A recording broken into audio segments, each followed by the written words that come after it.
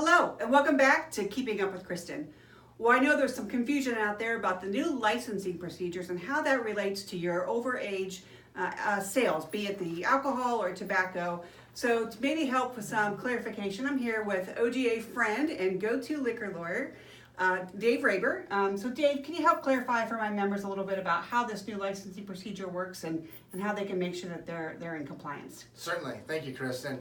Basically, I've spoken with an attorney from the Department of Public Safety, OUI, and I've read the letter dated July 11th, 2018 from Superintendent Canepa.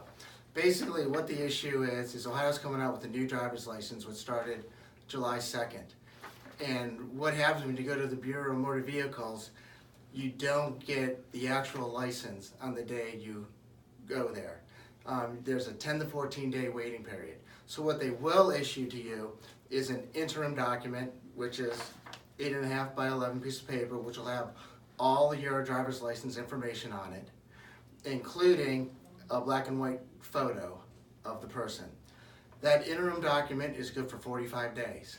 So what both Public Safety and the Division of Liquor Control are telling us, if someone comes into one of your grocery stores and wants to purchase alcohol, for a valid identification, they will need to produce the interim document, and they will also retain a copy of their old driver's license, and there will be a perforation in the top left-hand corner is what I'm told.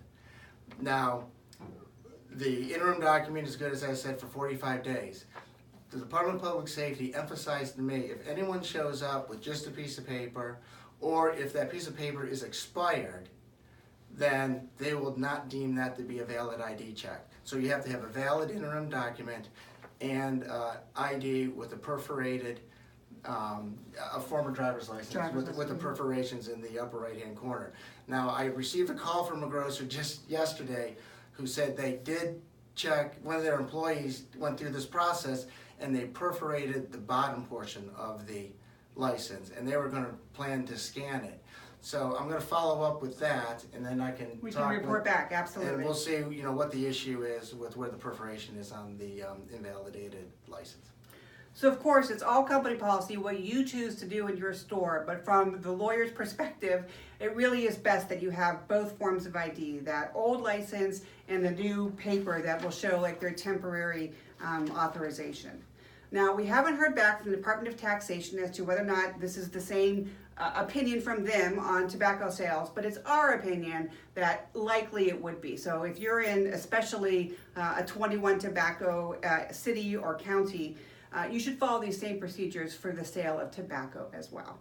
But if you have any questions, give me a call, and if I can answer it, I know, Dave, where you're at, so we'll make a phone call. Thank you. So, but for now, thanks for watching Keeping Up with Kristen.